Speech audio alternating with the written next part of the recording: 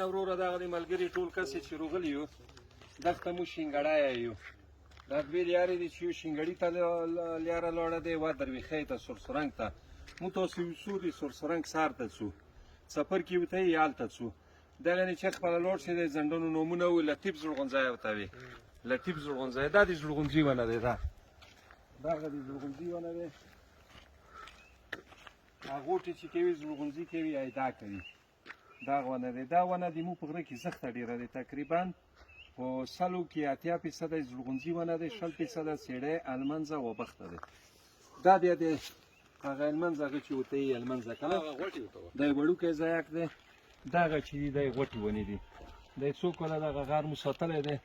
او څوک ورکې پرېږدو نه تامالونه نه ورکې پرېږدو چې مالونه دلته وڅري د وړوکی ځایک خرابوي نو دا د کلي قام تاړه دی چې دغه ځای کې شین بوټی څوک نشي ویلی شین شاخ دا مو یوه تاړه کړې نو هغه پکې ږدو چې دغه سړک مو تېر کړی سرسرنګ کلي ته وړه موټر دا مو تاسو کسو چې وړوکی موټر ورسره دی سراچا موټر دی دا خیږي اوس سرسرنګ یې درویخیو ته مخکې دا لیارې ډېرې سختې وي بله لیاره مو دا جوړه کړه چې دا د مو سپین ږیرو ته څوک چې ژوندي دي خدای د دوی په عمرو کې برکت واچوي تورې چینې ته توره چینه ډېره مشهور ځای دی توره چینه برغنو لکي ځنګل تور ووټ او دغو ته دغه سترې نسیارې ته دغه لیاره لاړه دغې کې پخوا لرګي پندغې مو راوړل هلته د څاروی هغه و دور و یعنې په خرو په کچرو راوړل یې کېدل بیا دا مو خطر یې جوړه کړه تر تورې چینې پورې دغه نه تقریبا 4-5 لکه روپۍ مو مصرف کړې نه لیاره مو ازاده کړه دغه ته اوس شینګړی دا غره ته لاړه دی او مراسمات روبکي چې کوو په دغې کوو بیا شپې دا د سرسرنګ لیاره دی دا بیا خپله سرسرنګ درویخي ورته یې مو کلی دی موسې پیوست دی اصلا کې دوی هغه دي د مسیحګانو نوم تخلو خو ماته خو هلکه دا خوند درکوي لکه 200-300 کاله یې سره تېر کړي بیا ورته یې شي مسیحه دا لیاره هلته وي راغلی دی وروره مزه یې مغار دی دغه ځای کې بیا د هر سړي خپله پچه معلومه دی دا پچه دی تاسې دی همدا دی به مو که نه دغه دا منطقه ټوټه چې دی دی تاسې دی دا بیا لاس ټلي یې تقسیم کړی دی لاس پچې دي د هر ټلي خپله پچه معلومه دی لکه ارملخیل مصباخیل شمالخیل متخانخیل جونخانخیل خانخیل جونی متکی سرسرنګ د هر سړي خپله برخه معلومه دی خو دا جومات ته مو 8 کاله د غر په ګاډه خرڅولو تېر کال بیا ښه خرڅ شو نورو کالو بیا کمزورې خرڅوي تېر کال تقریبا 350 لکه کلدار یې خرڅ کړو او یو کال یې مو په 45 لکه روپۍ خرڅ کړی کلدار یو وخت کې کلدار لږه ښه وه نوره 9 لکه 8 لکه 6 لکه 25 لکه کلدار یې دغه 8 کاله د کلیوالو دا قرباني وکړه چې دغه جومات نیولږو د جومات برابر شي نو دغه غوټې چې تاسې السلام علیکم دا تقریبا دغه 6 کالو کې غرض نه دی کړی او د 6 کالو کې چې غرض نه دی کړی دا ساتلي دي دغه لیارې دي سراجدین ورسره دی اتحاد د موږ کلیوال الله فضل دی ډېر جوړ دی دغه شنو ونو نه شنو بوټو نه څوک غرض نه کوي دا یې مغار دی بیا دا هر یوه ونه وایو د زړغونځي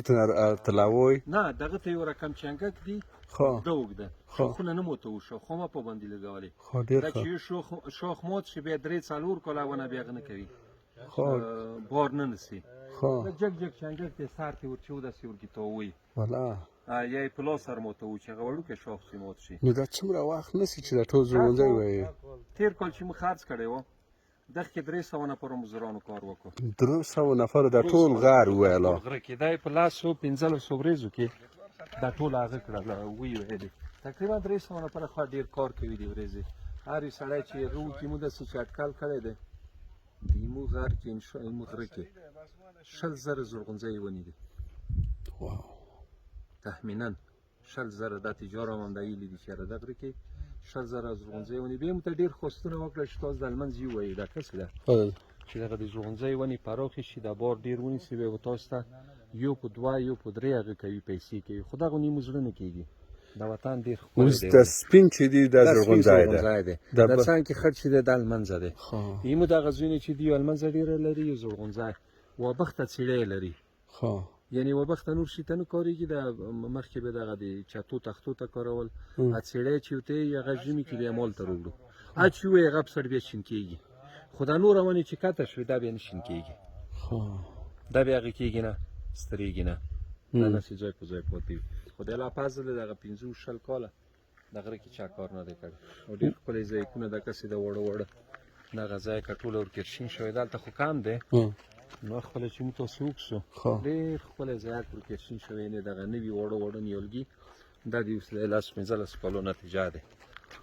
دغه دغه څه که نه د وړه دی ونه خواته وي اوس دا زرغونځی دی که د المنځه دی د المنځه دی د المنځه دی او دغه کسې زرغونځي ته دې پام دی دا شوي دي ورکې دا وړه وړه دغه اوس دلته د زرغونځي تلیږي بیا خپله دلته د لاندې د غونسرو دی په د غونسرو کې خپل سر د لا په اوږده شان دی چې د کېږي اوس موږ کولی شو چې د خالي ځایونه چې دغه ځای کې زرغونځی ونې وکړو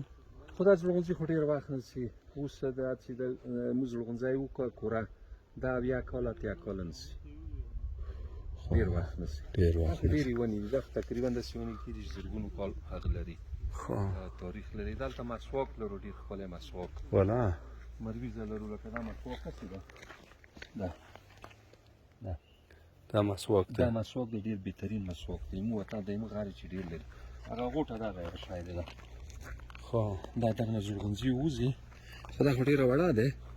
دا زرغونځی هغه دي کورونه دي دغه یوې غوټې کې 50 شپېته 10 څلوېښت دانې زرغونځي ورکې دي دا بیا چې روغ دی داسې ټکوي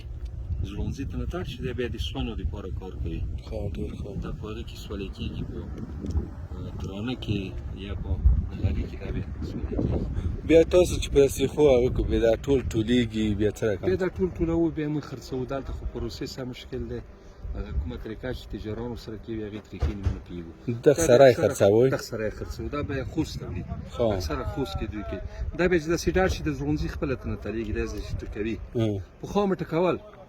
پخوا به هر سړي بام نه واچول لکه جوار چې واروي بالکل بس ډانګ سره ویل زرغونځي به ترنه تړ شو دغه نه یې اور استفاده کړل هغه نه به ژمي کې بیا خراب اوس څنګه که لکه ماشینونه شته دي که نه اوس پروسس خو دی پروسس ماشینې چې دلته لګېږي داسې وایي چې اتیا نه تقریبا 15 لکه ډالره مصارف لري چې یو پروسس دوی کې په هغه کې شته په ګردیز کې دوی پروسس جوړ کړي د غوټې تجارانو چې دوی غواړي چې دغه زرغونځي د پکتیا په نوم شي او د زرغونځي چې پاکستان ته ځي هلته پاکستان کې خپله لوګو ورکوي خپله ټاپه چې دا د پاکستان دی میډ ان پاکستان دوی اوس کوشش هم دا د ایمان دا دی چې باید موږ خپله ټاپه وي او اکثریت باید د هغې پکتیا په نوم وشي ځکه پکتیا ډېر زرغونځي لري پکتیا لکه خوست لویه پکتیکا دی ایم پکتیا دی دا ډېر زرغونځي لري بیا د سیزن څومره وخت دا کېږي سیزن تقریبا داسې وایي چې سږ کال چې دا غوټې ونیسي کال ته بیا هغې کوو کېږي او تېر کال غوټې بیا سږ کال ته کوو تقریبا یو کال نیسي یو کال کې دا دومره هغې ته رسېږي ځي ته که پرېږدي دا وایي څنګه خو بیا تلیږي خراپېږي دا دغه رقم خولې کېږي لکه دا چې خولې شوی تلیږي بیا خړ کفتر د دې غره ځناور دغه شیانې بیا خوري ایم خبر یې نه ووځي دا باید ته وکړې دا په 15 شپو کې هغې کېږي ډډېږي دا کسه ډاډه شوی دی بالکل دا بیا چې ته وکړې زرغونځي ته نه تال وي بالکل څوک دی خو صحیح ده نوره خبره بیا کوو